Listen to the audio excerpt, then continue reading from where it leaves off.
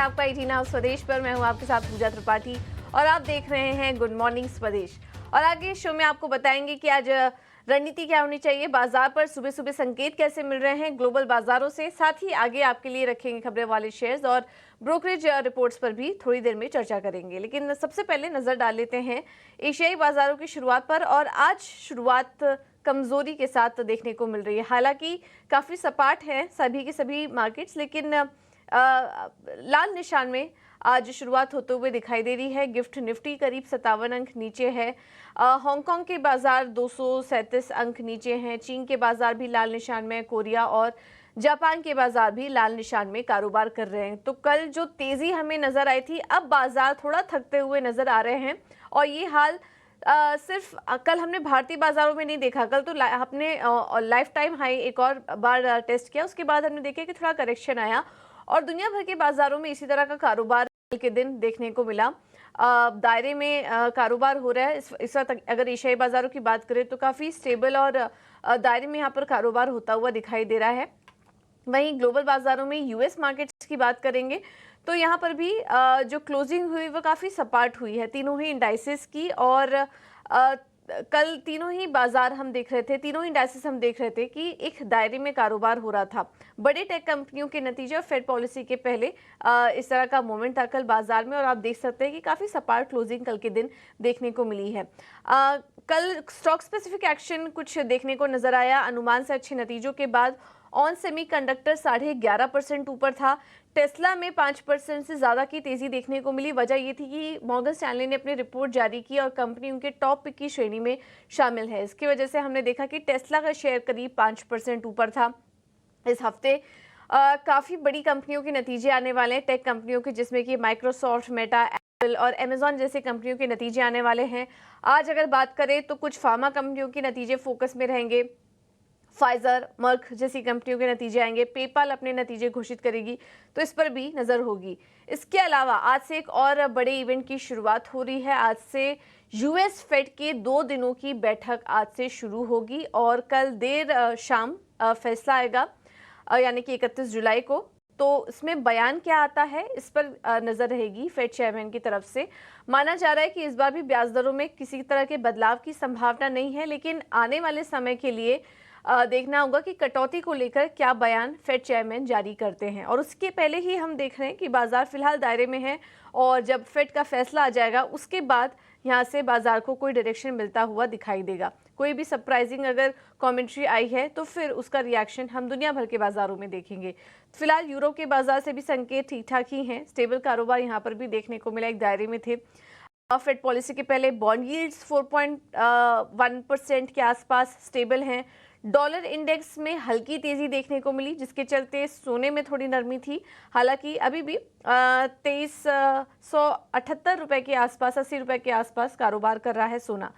कच्चे तेल में थोड़ा प्रेशर आया और कल 2% की गिरावट के साथ $80 के नीचे कच्चा तेल कारोबार कर रहा था। यहाँ पर वजह यह थी कि इजराइल हिजबुल्लाह के बीच टेंशन बढ़ रही है, लेकिन उस पर मार्केट इन्वेस्टर रिएक्ट नहीं कर रहे हैं कच्चे तेल को लेकर, क्योंकि उनका कहना है कि ये जो इवेंट है इससे सप्लाई पर किसी तरह का असर दिखाई नहीं दे रहा है, जिसके चलते हमने देखा कि 2% की तेजी ब्रेंट क्रूड में देखने को मिली। हालांकि भारतीय बाजारों के अगर पॉइंट ऑफ व्यू से बात करेंगे तो कच्चे तेल का में नरमी आना ये पॉजिटिव ही है।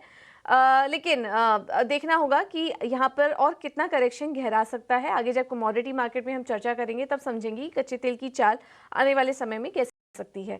फिलहाल दुनिया भर के बाजारों से संकेत स्टेबल ही हैं, ठीक ठाक ही हैं, ज़्यादा कुछ नेगेटिव संकेत नहीं दिखाई दे रहे हैं। थोड़ा दायरे में यहाँ पर दुनिया भर के बाजार इस वक्त कारोबार कर रहे हैं। हालांकि गिफ्ट निफ्टी थोड़े यहाँ पर कमजोरी के संकेत दे रहा है। अब एफआईआईज और डीआईएस के अपडेट भी ले लेते हैं एक बार। और कल कैश मार्केट में एफआईआईज की तरफ से बिकवाली हुई 2474 करोड़ की, वहीं डीआईएस की तरफ से 5665 करोड़ की खरीदारी देखने को मिली है। इंडेक्स ऑप्शन फ्यूचर्स की बात करें तो 1672 करोड़ की खरीदारी का आंकड़ा है। वहीं इंडेक्स ऑप्शन में 11635 करोड़ की बिकवाली एफआईआईज करके गए हैं। अब इस डेटा को आज के लिए कैसे एनालिसिस करें और आज भारतीय बाजारों की चाल कैसी रह सकती है, ये बताने के लिए हमारे साथ कुछ ही देर में डिम्पी काल्रा जुड़ेंगे। उनसे समझेंगे कि आज भारतीय बाजारों में क्या करना चाहिए। और हमारे साथ हम एक्सपर्ट को भी शामिल करने की कोशिश करेंगे, उनसे समझेंगे कि आज भारतीय बाजारों में क्या रणनीति अपनाएं। क्योंकि कल के सेशन में तो हमने देखा था कि 50,000 के लेवल्स भी टेस्ट हुए कल मार्केट में, लेकिन उसके बाद जो करेक्शन आया, लाल निशान में भी फिसले, तो दिन भर एक दायरे में कारोबार हुआ, लेकिन उतार चढ़ाव कल के दिन देखिए बाजार में बना रहा। 25,000 के लेवल को थोड़ा बहुत टेस्ट करने की कोशिश की, एग्जैक्टली 24,999 इसके पास बाजार आया, लेकिन वो लेवल क्रॉस नहीं कर पाया। एक काफ़ी इंपॉर्टेंट रेजिस्टेंस था, जैसा कि कल हम बात भी कर रहे थे, लेकिन उसके बाद देखिए थोड़ा करेक्शन आया और सपाट क्लोजिंग यहाँ पर निफ्टी में देखने को मिली। बैंक निफ्टी का भी कुछ ऐसा ही हाल था। लेकिन आज बाजार की शुरुआत कैसे हो सकती है और रणनीति क्या अपनाएं, ये समझ लेते हैं। हमारे साथ फोन लाइन पर अजीत मिश्रा जी जुड़ चुके हैं रेलिगेयर ब्रोकिंग से। Ajit ji, thank you so much ET now स्वदेश को समय देने के लिए। तो आज क्या करें, निफ्टी और बैंक निफ्टी में शुरुआत अगर ग्लोबल बाजारों से देखें तो थोड़े यहाँ पर एक नेगेटिव शुरुआत यहाँ पर देखने को मिल रही है। गिफ्ट निफ्टी से अगर देखें तो इसको देखते हुए आज क्या भारतीय बाजारों में भी आप ऐसे ही रेंज बाउंड सेशन एक्सपेक्ट कर रहे हैं? गुड मॉर्निंग पूजा। तो पूजा देखिए काफी स्ट्रॉन्ग क्लोज था फ्राइडे का, जिसमें हमने देखा कि निफ्टी ने तो एक नया हाई बना दिया। कल आपने फर्स्ट हाफ में देखा था उसी पॉजिटिविटी को कंटिन्यू होते हुए ऑलमोस्ट 25,000 के लेवल्स को हम टेस्ट कर चुके हैं। तो यहाँ पे पूजा मुझे लगता है कि थोड़ा बहुत consolidation on every rise, because banking अभी बैकफुट पे है। कल के सेशन में भी हमने देखा कि बैंकिंग में हायर लेवल्स प्रॉफिट टेकिंग आई। तो जब तक ये सिनेरियो कंटिन्यू हो रहा है, मुझे लगता है कि ग्रेजुअल अप मूव ही होगा, बट टोन पॉजिटिव है, इसमें कोई डाउट नहीं है। तो यहाँ पे बाय ऑन डिप्स ही आपको बेसिकली मेंटेन करना चाहिए। अब मेरे हिसाब से एक हायर बेस बन गया है 24,350 के पास when it comes to Nifty. उससे पहले भी काफी मल्टीपल सपोर्ट्स हैं, बट एक मेजर बेस जो बेसिकली है, जब तक आप 24,350 के ऊपर है तब तक आपको बाय ऑन डिप्स ढूंढना चाहिए। 25,100 पहला टारगेट होगा, उसके बाद करीब 25,400 तक का। देखिए banking at the same time वहाँ पे थोड़ा सा चैलेंजिंग फेज है। कल जिस तरीके से गिरावट देखने को मिली, मुझे लगता है कि थोड़ा बैंकिंग में for a time being avoid करना चाहिए कोई फ्रेश पोजीशन, और थोड़ा सा जब तक कंसोलिडेशन कुछ हो जाए, थोड़ा सा एक बेस बन जाए, उसके बाद हम देखेंगे बैंकिंग को।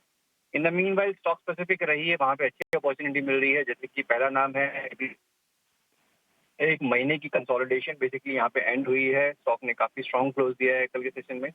355 तक के लेवल्स एंटिसिपेटेड हैं, यहाँ पे आप लॉन्ग कर सकते हैं 332 के स्टॉप लॉस के साथ। दूसरा नाम पीएफसी का, एक नॉर्मल कंसोलिडेशन, एक मार्जिनल रिट्रेसमेंट के बाद यहाँ पे भी आप एक अच्छा ट्रैक्शन दोबारा से आते हुए देख रहे हैं। 574 तक के लेवल्स एंटिसिपेटेड हैं, यहाँ पे 540 के स्टॉप लॉस के साथ लॉन्ग कर सकते हैं।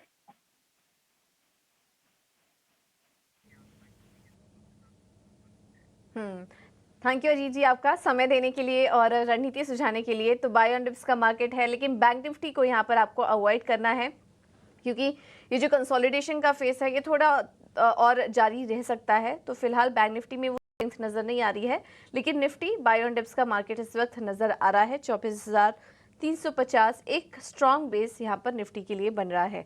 ऐसे में स्टॉक स्पेसिफिक रहिए। और अजीत जी सुझा रहे हैं Aditya Birla fashion and retail 355 के टारगेट्स के लिए, और पावर फाइनेंस कॉर्पोरेशन पीएफसी यहाँ पर भी आप 574 के लक्ष्य के लिए तेजी करके चल सकते हैं। चलिए अब आगे बढ़ते हैं, बात करते हैं नतीजों की और खबरों वाले शेयर्स की। हमारे साथ शरद जुड़ चुके हैं। शरद, गुड मॉर्निंग। बताइए, सबसे पहले नतीजों से शुरुआत कीजिए। जी बिल्कुल, गुड मॉर्निंग पूजा। तो ऑफकोर्स कोलगेट फोकस में रहने वाला, और यहाँ पे रूरल रिकवरी जो थीम वो पकड़ी हुई है स्टॉक ने भी, और ऑफकोर्स टूथपेस्ट सेगमेंट में अच्छी वॉल्यूम ग्रोथ भी आई है। तो हम कह सकते हैं कि नतीजे जो है अनुमान से बेहतर आए हैं। वही अगर रेस्टोरेंट्स ब्रांड्स एशिया के बारे में बात करें तो यहाँ पे भी नतीजे जो है स्ट्रॉन्ग सेट ऑफ नंबर्स देखने मिले।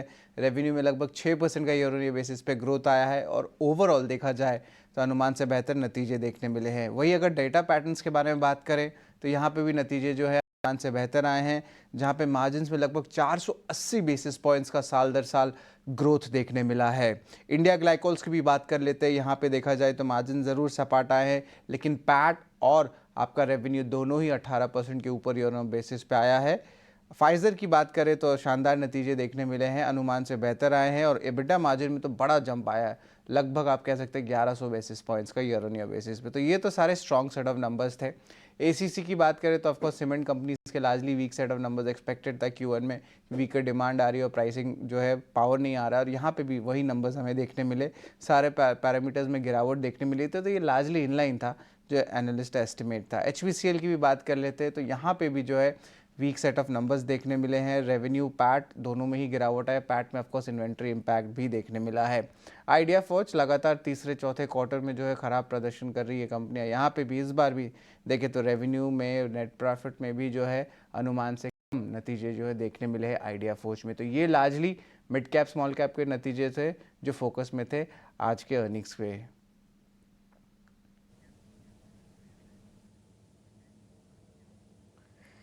ठीक है शरद, आप बने रहिए हमारे साथ। एक ब्रेक के बाद आपसे खबरों वाले शेयर्स भी समझेंगे, लेकिन क्विक एक रिकैप ले लेते हैं। यहाँ पर आज Colgate, restaurant brand, data patterns, India glycols, Pfizer जैसी कंपनियों के नतीजे शानदार रहे हैं, तो इसका आज रिएक्शन दिखेगा हमें। एसीसी के नतीजे इनलाइन, लेकिन एचपीसीएल, आइडिया फूड्स के कमजोर नतीजे आज देखने को मिले हैं। अब चलिए बात करते हैं खबरों वाले शेयर्स की। हमारे साथ शरद बने हुए हैं। शरद बताइए खबरों वाले शेयर्स आज कौन कौन से हैं? जी बिल्कुल पूजा, सबसे पहले आज एक ब्लॉक डील हो सकती है पीएनबी हाउसिंग फाइनेंस का, जहां पे कार्लाइल 6% से ऊपर की स्टेक की बिकवाली कर सकते हैं ओपन मार्केट में ब्लॉक डील्स के जरिए। इस शेयर्स का वैल्यू लगभग 1250 करोड़ हो सकता है और फ्लो प्राइस 755 रुपये प्रति शेयर, यानी कि 5% डिस्काउंट पे। अब याद रखिए कार्लाइल के जो ग्रुप आर्म है already almost 33% stake currently hold कर रहे हैं कंपनी में। दूसरा स्टॉक फोकस में आरवीएनएल, जहाँ पे इनको L1 बिडर आया है ये हिमाचल प्रदेश के प्रोजेक्ट में, जिसका कुल वैल्यू लगभग 740 करोड़ रुपए का आता है। सोना BLW रिजल्ट्स के दम पे जो था ऑफकोर्स लास्ट टाइम फोकस में कल था, लेकिन आज जो है कंपनी को सर्टिफिकेशन 2 और प्रोडक्ट्स को मिली है उनके PLI स्कीम में। वालचंद नगर स्मॉल कैप कंपनी है, वॉल्यूम्स कम है, पर एक बहुत बड़ा न्यूज़ फ्लो आया है।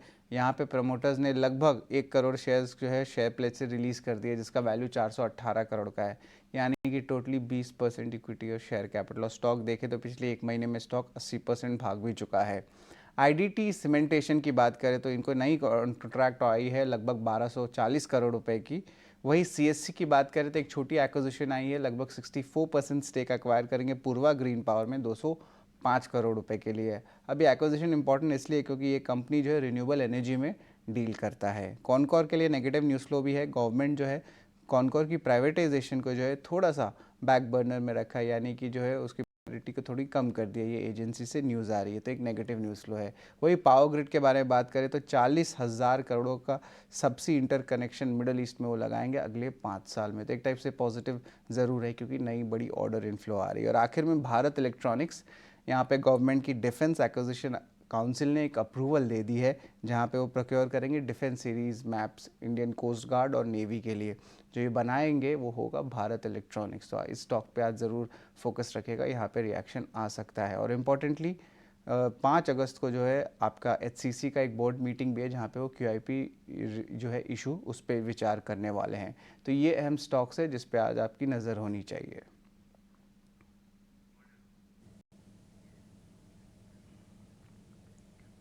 ओके, तो ये हैं आज की कुछ खबरों वाले शेयर्स, इन पर भी फोकस रहेगा। थैंक यू शरद आपका ये पूरा अपडेट देने के लिए। अब बात करते हैं कुछ नतीजों की। आज टाटा कंज्यूमर के नतीजे आने वाले हैं निफ्टी कंपनी में, और नतीजे कैसे रह सकते हैं ये समझ लेते हैं। हमारे साथ विनी जुड़ चुकी हैं अनुमान लेकर। विनी गुड मॉर्निंग, बताइए टाटा कंज्यूमर्स के नतीजों से क्या अनुमान है? बिल्कुल, तो टाटा कंज्यूमर्स के नंबर्स की जो एक्सपेक्टेशन है ये टाइम अच्छी एक्सपेक्टेशन है in terms of growth. 17% growth expected है। प्रॉफिट्स में slight bit of a decline expected है, 6% की डिक्लाइन प्रॉफिट में है, पर मार्जिन्स में एक्सपेंशन एक्सपेक्टेड है। 15.1% इबिटा मार्जिन है वर्सेज 14.6% की जो लास्ट ईयर का मार्जिन था, सो वहाँ से थोड़ी एक्सपेंशन तो एक्सपेक्टेड है। नाउ नारिश्को की बात करें, टाटा संपन्न का पोर्टफोलियो बात करें या सोलफुल, वहाँ पे स्ट्रॉन्ग अच्छी ग्रोथ एक्सपेक्टेड है। म्यूटेड ग्रोथ एक्सपेक्टेड है इंडिया बेवरेज बिजनेस ना, काफ़ी गर्मी थी ये टाइम, तो आउट ऑफ होम कंजम्पशन की वजह से, हाई हीट वेव्स की वजह से उनका जो इंडिया बेवरेज बिजनेस है वहाँ पे में भी थोड़ी सी म्यूटेड ग्रोथ दिख सकती है, और वॉल्यूम ग्रोथ एक्सपेक्टेड है कि ये टाइम म्यूटेड ही रहेगा। यहाँ पे इंटरनेशनल टी बिजनेस है, वहाँ पे एक्सपेक्ट कि थोड़ा सॉफ्टनेस दिखेगी ये time like to like basis पे ग्रोथ पे। और ओवरऑल इबिटा मार्जिन्स की जो एक्सपेक्टेशन है, अपटिक जो एक्सपेक्टेड है ये टाइम, नॉन ब्रांडेड बिजनेस और इंटरनेशनल बिजनेस अच्छा करने वाला है, इसकी वजह से मार्जिन्स की थोड़ी एक्सपेंशन एक्सपेक्टेड है। लेट्स वॉच आउट, और फैक्टर्स जो वॉच आउट करेंगे, एक तो कैपिटल फूड और जो एक्विजिशन हुआ था ऑर्गेनिक इंडिया का, तो वहाँ पे अब वो नंबर्स आते जाएंगे और कंपनी की बैलेंस शीट में देखेंगे, प्रॉफिट एंड लॉस अकाउंट में देखेंगे, तो वहाँ पे रेवेन्यू ग्रोथ क्या था, वहाँ पे कितनी ग्रोथ दिख रही है, क्या ट्रैक्शन दिख रहा है इन दोनों एक्विजिशंस के बाद, ओवरऑल कमेंट्री क्या है, रॉ मटेरियल कॉस्ट और मार्जिन्स भी आउटलुक क्या है, और मार्केट शेयर क्या है, ये इंपॉर्टेंट फैक्टर्स है वॉच आउट करने के लिए। तो टाटा कंज्यूमर्स के नंबर्स की ये एक्सपेक्टेशन है।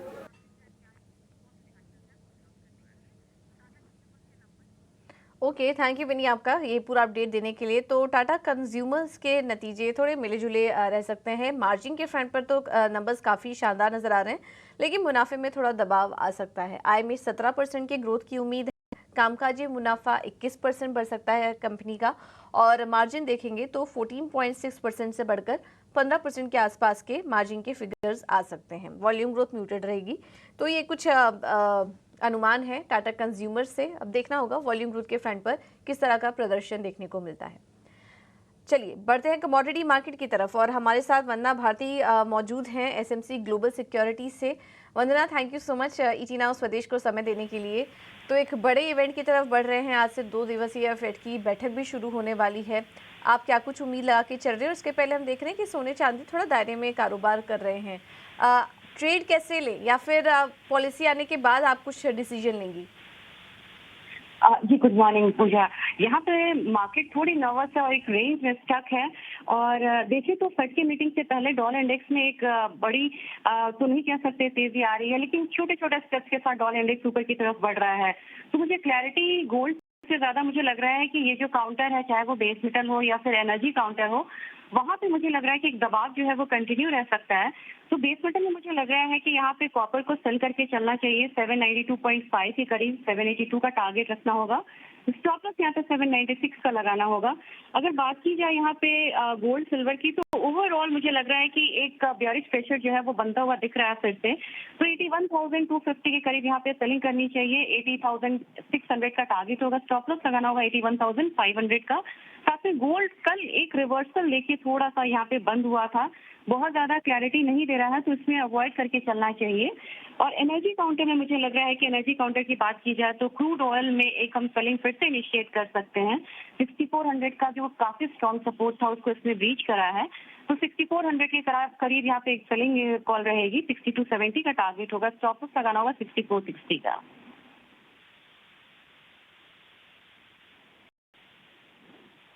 जी पूजा।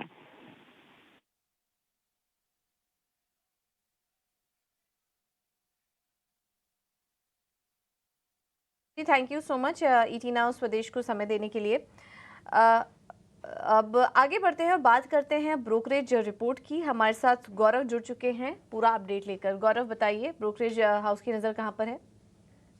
तो ब्रोकरेजेस में सबसे पहले आज बात करते हैं फिनोलेक्स की, क्योंकि इन्वेस्टेक ने यहाँ पे डाउनग्रेड किया है उसका रेटिंग होल्ड पे, बट टारगेट प्राइस जो है वो बढ़ा के 345 रुपीज़ का दिया है। उनका मानना है कि जो वॉल्यूम में हमें एक डाउनटिक देखने को मिला था Q1 में, वो मेजरली जो था वो पाइप एंड फिटिंग वॉल्यूम्स की वजह से हमें देखने को मिला था। आगे जाके मैनेजमेंट जो है वो काफ़ी कॉन्फिडेंट है अपने गाइडेंस को लेके, बट इन्वेस्टेक का मानना है कि कहीं पे जो कैश है काफ़ी ज़्यादा बुक में जो पड़ा है, इसकी वजह से एक ड्रैग क्रिएट हो रहा है रिटर्न रेशियोज़ पे, और इसी के चलते एक डाउनग्रेड जो है हमें देखने को मिल रहा है। अगली बात करते हैं KEC इंटरनेशनल की, क्योंकि नोमुरा ने यहाँ पे बाय रेटिंग बरकरार रखते हुए टारगेट प्राइस जो है वो 1030 रुपीज़ का दिया है। उनका मानना है कि कहीं पे जो ग्रॉस से उसमें हमें रिकवरी देखने को मिल सकती है Q3 के बाद, और कंट्रीब्यूटिंग फैक्टर्स है जैसे कि शिफ्ट जो है मिक्स में, प्रोडक्ट मिक्स में, ट्रांसमिशन एंड डिस्ट्रीब्यूशन में, वो एक अच्छा प्रॉफिटेबिलिटी जो है वो आगे जाके कंपनी को दिखा सकता है। अगली बात करते हैं BEL की, क्योंकि UBS ने फिलहाल में ही डाउनग्रेड किया है स्टॉक को न्यूट्रल रेटिंग पे, और टारगेट प्राइस जो है वो बढ़ा के 340 रुपीज़ का दिया है। उनका मानना है कि कहीं पे जो पॉजिटिव फैक्टर्स है वो ऑलरेडी फैक्टर्ड इन है। इसके बाद जो मैनेजमेंट का गाइडेंस है वो अचीवेबल तो लग रहा है। कंस्ट्रक्टिव जो है ओवरऑल उनका व्यू जो है वो काफ़ी कंस्ट्रक्टिव है कंपनी को लेके, बट वैल्यूएशन के बेसिस पे कहीं पे उन्होंने जो रेटिंग है वो न्यूट्रल पे डाउनग्रेड किया है। और इसी के बाद अगर हम जेफरीज की सुने तो कहीं पे उन्होंने बाय रेटिंग बरकरार रखते हुए टारगेट प्राइस जो है वो 370 रुपीज़ का दिया है, क्योंकि उनका मानना है कि आगे जाके जो एक्सपोर्ट ऑर्डर्स है उसमें से कहीं पे हमें सरप्राइज देखने को मिल सकता है।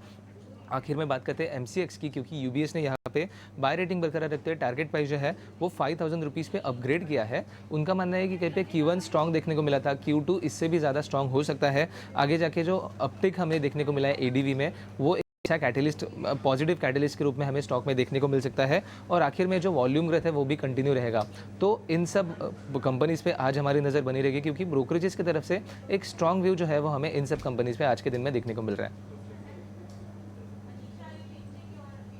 बिल्कुल, बहुत बहुत शुक्रिया गौरव आपका ये पूरा अपडेट देने के लिए। चलिए अब बात करते हैं ट्रेडिंग आइडियाज़ की और इक्विटी मार्केट में मौके कहाँ दिख रहे हैं, क्विकली आपके सामने ही रखेंगे। स्वास्थ्य का इन्वेस्टमार्ट से गुजरात गैस में तेजी करने की सलाह है, 700 का लक्ष्य होगा, स्टॉप लॉस है 658 का। और इंजीनियर्स इंडिया यानी कि EIL 280 के टारगेट के लिए आप खरीदारी करके चल सकते हैं, स्टॉप लॉस है 258 का। जेएम फाइनेंस ने एशियन पेंट्स में तेजी करने की सलाह दी है, टारगेट ये देख रहे हैं 2997 और उसके बाद 3000 के ऊपर के लेवल्स भी आ सकते हैं स्टॉक में, तो यहाँ पर आप तेजी करके चलिए। चंबल फर्टिलाइजर 518 527 के टारगेट के लिए, स्टॉप लॉस होगा 493 का, आप बाई करके चल सकते हैं। लेड रिसर्च ने BPCL में तेजी करने की सलाह दी है और ये यहाँ पर 352 का लक्ष्य देख रहे हैं, 330 का होगा स्टॉप लॉस। और आदित्य बिरला फैशन रिटेल में भी तेजी करने की सलाह है, 364 के लक्ष्य के लिए, स्टॉप लॉस है 329 का। अगले कॉल्स आ रहे हैं लक्ष्मी श्री इन्वेस्टमेंट की तरफ से। इंजीनियर्स इंडिया में तेजी करने की सलाह दी है 275 के टारगेट के लिए और LNT 3799 के लक्ष्य के लिए आप यहां पर राय ले तेजी करके चल सकते हैं।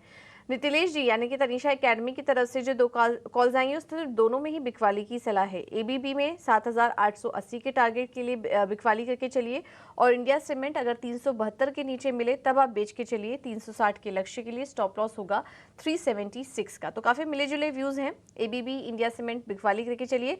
बाकी कुछ कॉल्स रिपीट भी हुई हैं जैसे कि engineers India, Aditya Birla fashion retail और ऑयल मार्केटिंग कंपनियों पर भी नजर रखिए, कच्चे तेल में जो नरमी आई है उसके चलते। तो ये तमाम स्टॉक्स आज फोकस में रहेंगे। चलिए फिलहाल इस शो में इतना